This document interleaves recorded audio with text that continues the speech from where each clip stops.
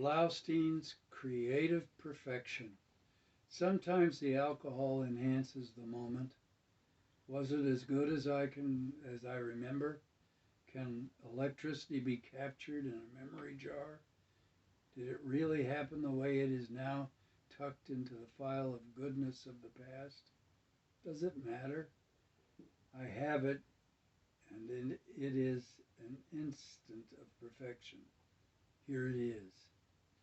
It was a January night, cold and still outside, warm and lively inside. It was a party, and there were 30 or so people there. It was Dunford's house, actually his mother's, but he lived there and had taken Larry and me in as we were going through our separate divorces. Pat called it his home for unwed husbands. We were connected through the driving love all three of us had for the ways of the folk, most particularly the music. All I could do was sing. Larry played the guitar and sang, and Pat was our wonderkind. He could do it all. He played guitar, banjo, auto harp, dulcimer, and actually knew a few tunes on the tin whistle.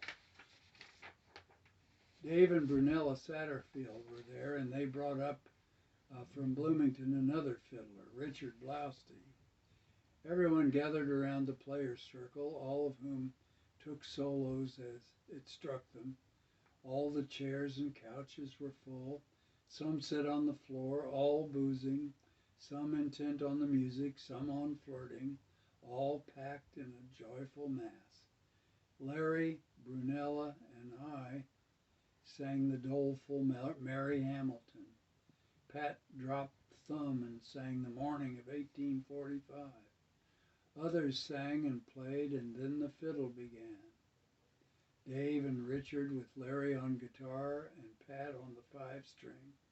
The red-haired boy, the water-bound, Black Mountain rag, sailor's hornpipe, and then a long and varied version of the soldier's joy. Finally, Bloustein got so moved that just at the beginning of his third chorus, he stood up, almost leaping from his chair, fiddle under his chin, bow flying, moved uncontrollably by the joyful moment and the fiddling.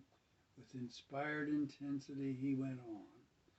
Better and better, a masterpiece of momentary melodic intensity. A look of hypnotized enchantment in his eyes, on and on. All thoughts, all feelings in the room focused on the wonder.